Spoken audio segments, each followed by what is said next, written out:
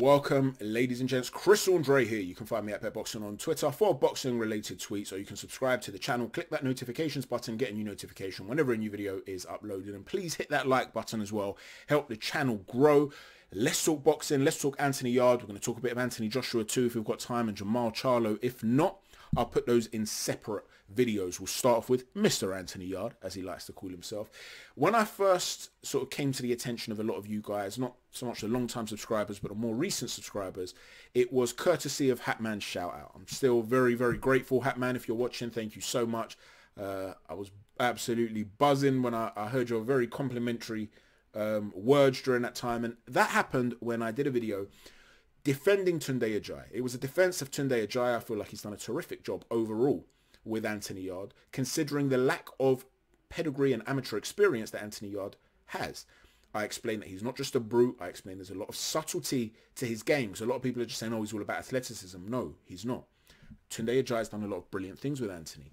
But Anthony Yarde is certainly very naturally talented, but still needs guidance and needs room for improvement. And I felt that he should bring someone else on the team. I didn't feel like he should necessarily leave Tunde. In fact, well, I say necessarily, I didn't feel he should leave Tunde. But I felt that he should get a secondary opinion in the camp. And there's nothing wrong with that. Some of the greatest trainers have that. A second pair of eyes, or a specialist in particular areas, a defensive specialist, or a guy who's a brilliant, who was a brilliant jabber as a fighter. You know, you can draw knowledge from all over the place and still have your head trainer. This is the case for all other sports too, by the way. Some of the best football managers, for instance, and coaches that you can think of had some very influential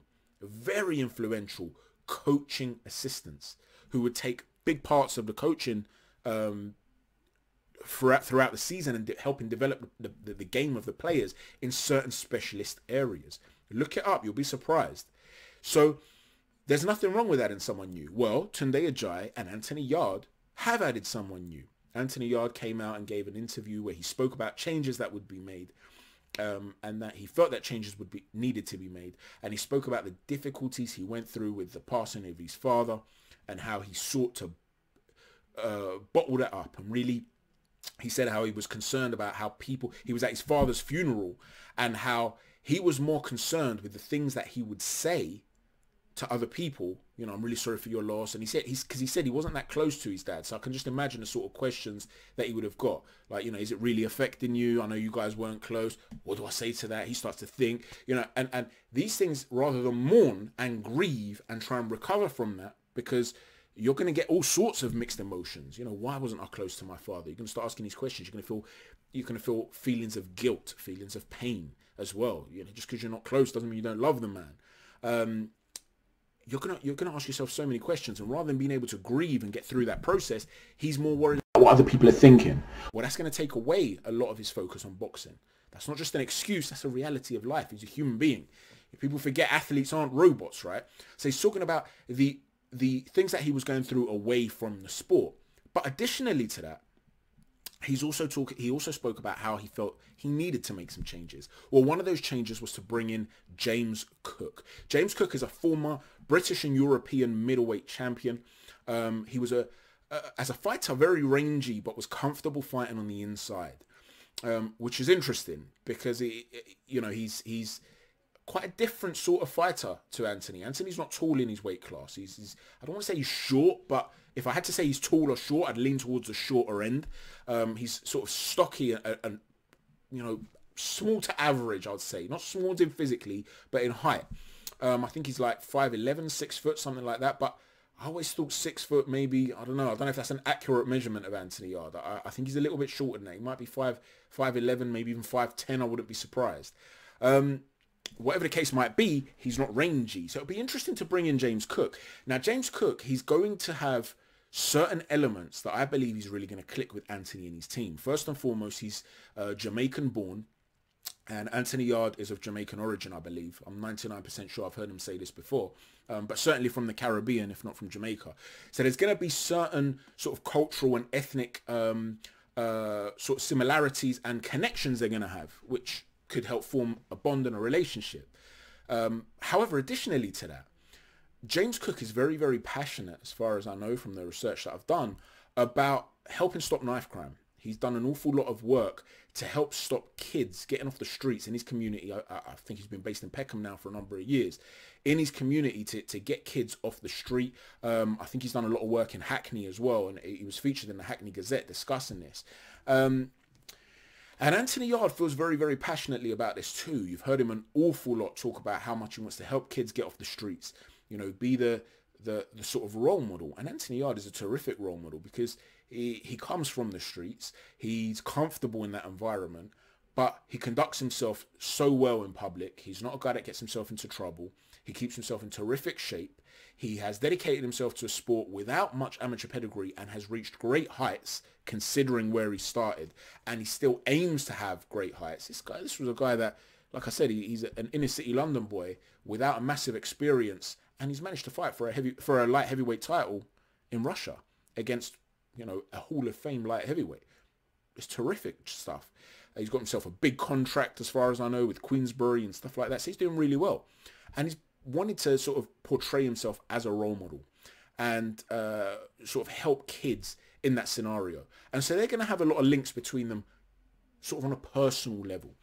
That doesn't always translate to success inside the ring, though. You see, one of the dangers in the ring, or in preparation for the ring, is that you find yourself a guy who's an echo chamber. You don't want not just a yes man, because a yes man has the implication that he says yes because he's afraid to say no. I'm not suggesting that, you know, anybody like James Cook would be a yes man. But if it's somebody who agrees with you constantly, then one of the things you risk is bouncing ideas off of someone and it just comes back like a brick wall. You're hitting a tennis ball, you know it's coming straight back at you. You want guys to agree with you. To disagree with you, rather. And this is one of the areas that I think a lot of boxers fail in. They consider constructive criticism to be hating, and that will stop you from progressing. You want a guy to turn to you and say, you know what, Anthony, I actually thought it was a close fight, but maybe you lost that fight to Lyndon Arthur. Or you know what, you're not as good in this area as you should be. And you want someone to say to you, you know what, you know those tactics you want to use? I think they're going to fail, man, because of this, this and that. What? All right, I don't want to undermine your trainer. Tunde, I don't want to undermine you. Let's do that. But can we also work on this? Because I've got a feeling X fighter might try to do this. And we need to be prepared for that. And that's when you have a good second opinion. When it's somebody who isn't just an echo chamber. Now, there are going to be some things they're going to agree on. That's natural, right? But you want someone who's not afraid to have a different view and someone who can think differently, whose thought process is different. Now, I can't possibly know how this, how this lines up between these guys. I don't know how James Cook analyzes fighting compared to Tunde Ajayi.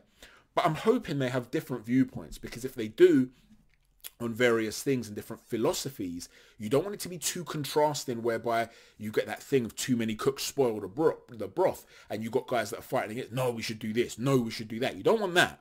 You want to have a lot of common ground with 20 or 20% of divergence. And that just gives you a different added viewpoint. And it'll be really interesting. Like I said, he was a rangy fighter that was comfortable fighting on the inside.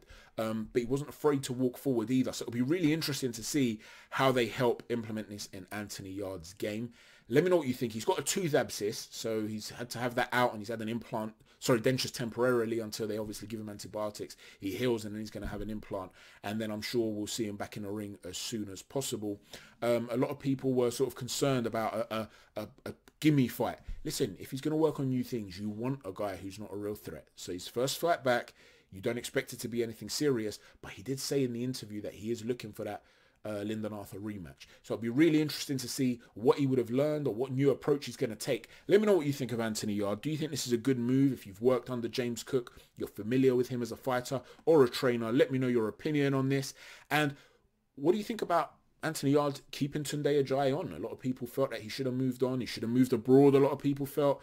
What is your take on this? Personally, I don't think he should have moved abroad. He's got a big fan base here, good contract here. I think it would be an error on his behalf to go and start again, say, in the United States. But let me know what you think generally and what the future holds for Anthony Yarde. We're 9 minutes in, so I'm going to do a separate video about Anthony Joshua and Charlo. Thanks for watching, everyone. Hit that like button. Chat to you soon. God bless.